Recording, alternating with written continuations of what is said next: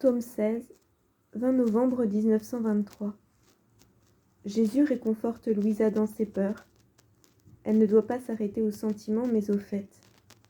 La divine volonté est l'air céleste de l'âme, par lequel tout s'élève, se fortifie, s'ordonne et devient saint.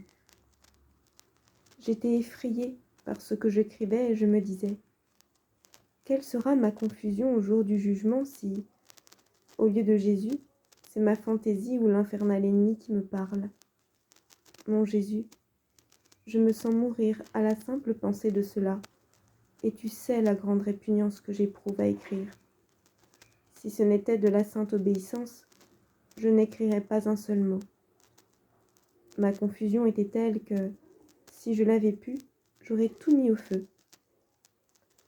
Pendant que j'étais dans cet état, mon toujours adorable Jésus se montra en moi comme un petit enfant et, plaçant sa petite tête sur mon épaule, il la colla contre ma face et me dit : « Ma fille, pourquoi as-tu peur ?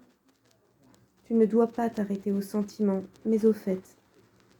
N'est-il pas vrai que, embrassant ma volonté, ta volonté peut rejoindre tout le monde pour les attacher à ma volonté, pour rétablir tous les liens brisés entre la volonté humaine et la volonté divine, et cela en t'efforçant de défendre et d'excuser les créatures, et de faire réparation pour elles auprès du Créateur. Cela est un fait, n'est-ce pas ? En prononçant ton oui, n'as-tu pas juré que tu voulais vivre dans ma volonté ? Ce oui est une chaîne qui te garde attaché à ma volonté. Et alors que tu trouves en elle tes délices, elle te fait abhorrer l'ombre même de ta propre volonté. Cela est aussi un fait, de même que beaucoup d'autres choses que tu connais bien. Si tu avais écrit sans que la vie, les faits que tu écrivais t'aient habité, tu aurais eu raison d'avoir peur, et je ne t'aurais donné ni force, ni lumière, ni assistance. Tu serais devenu abruti, et tu ne serais pas allé bien loin. Par conséquent, calme-toi, et continue à vivre comme si tu étais pétri dans ma volonté, de manière à agrandir les frontières de ta volonté humaine dans la mienne.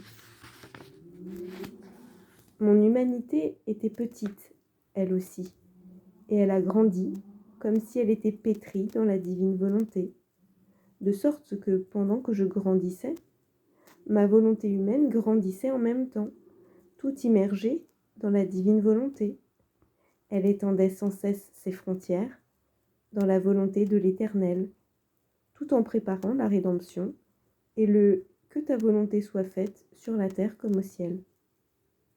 Quant à toi, ne veux-tu pas imiter ma croissance dans ma volonté ? Ma volonté n'est pas seulement vie, elle est l'air de l'âme.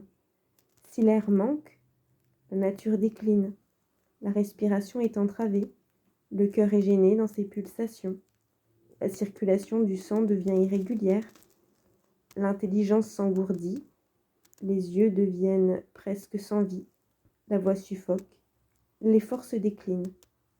Qu'est-ce qui amène un tel chaos ? Le manque d'air ? Tout cela est causé par la volonté propre qui, comme l'air, déficit, produit chaos, irrégularité, faiblesse, en somme, le déclin de tout ce qui est bon dans l'âme.